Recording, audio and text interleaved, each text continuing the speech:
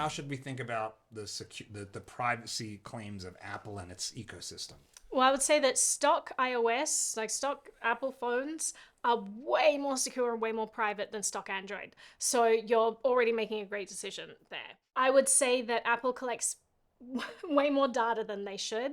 If you run a program on your computer, I won't get into technical details. I actually just released a video this morning about it. We'll put a link in the comments. Yeah, it's basically like this reverse firewall. So generally, like firewall is going to stop incoming traffic. And this one is saying, listen, your computer and all the programs on it at any given time are pinging all these centralized services and sending information about what you're doing on the machine. And people don't realize. They don't know that all that information is being collected. And even if you're using your computer offline, there are programs that start running that collect it in the background. Next time you connect to the internet, these computer programs start up, they send up all your data. And so you can have these reverse firewalls that block these connections. So I did a video about how to install one of these and just start to monitor how many data requests.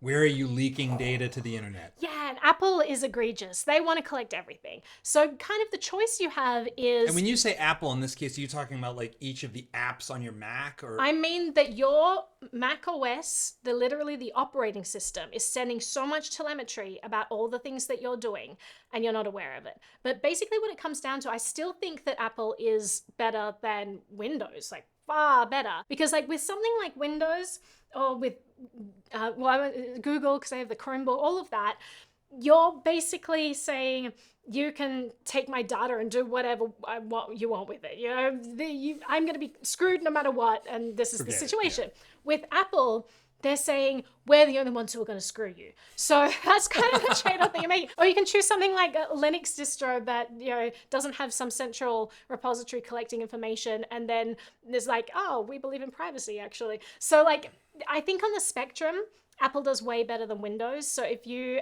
and does way better than Android. So if you are using an Apple phone and an Apple computer, like for example, if you compare Google Maps to Apple Maps, Google is collecting every single bit like that. Your location data is so important to them. And they're using that in all kinds of different ways.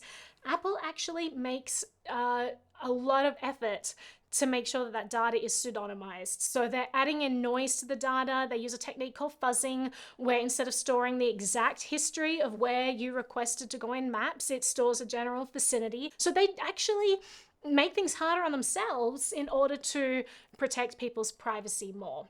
Should I not even have Google Maps installed on my phone? Like, it depends what you have. So if you have an iPhone, just delete Google Maps. You don't need it. Apple Maps used to be bad. Now it's great. Yeah, I use Apple Maps, so I like it. So just delete Google Maps. If you have an Android phone, unfortunately, there aren't many alternatives. Like there are things like OSM and organic maps, but they're really kind of these community-driven projects that if you're in an area that doesn't have good coverage, it's not going to give you great directions. I would say have both. I would say use organic maps and all of these things when you can. You can also use them entirely offline. So you can download the maps. So it means if you don't have coverage, these are actually better because you can just open up organic maps and you can find where you are even without coverage.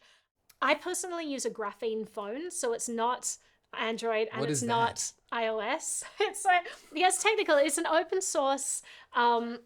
It's based on something called the Android Open Source Project. So it's kind of like a super stripped down version of Android, but graphene goes out of its way to harden it and make it as private as possible. So I can granularly control everything. I should have brought my phone in here, but like I have two different profiles, and on my secondary profile I have Google Maps in case I need it, but every time I close that profile, it completely cuts off any app on that secondary profile from access. It's completely sandbox. And they do that even outside of the profiles as well. They are so good at siloing apps and functionality, and they do not give the same intimate level of access that something like Android does to your entire phone and what's going on the device. So I love graphene. It's not like a product you can buy. You flash it yourself. So it's kind of, left to the nerds to do this. I have a great video that explains it, but it can be like it's for some people, like I've probably done dozens and dozens and dozens of installations. I don't see a beard under your neck, but it's there. It's there. It's makeup. hidden. I've covered it up. No.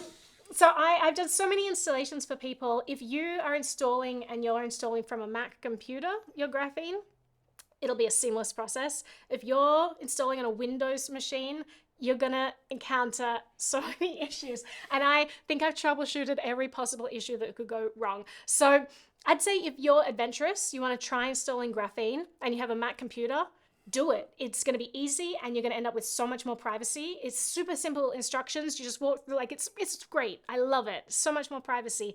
Windows, get someone who knows what they're doing to help you.